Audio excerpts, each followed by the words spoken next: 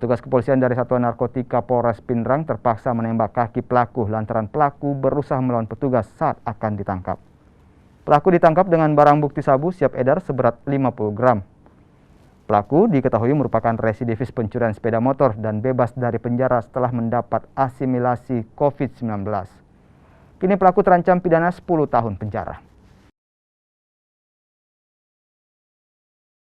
Tim Opsnal Narkoba Polres Pindrang mengamankan 1 orang tersangka pelaku ataupun kurir ataupun penjual sabu-sabu berupa sabu-sabu, psikotropika dan narkotika, di mana pada saat kami melakukan penangkapan di wilayah Kecamatan Lembang, pelaku melakukan perlawanan.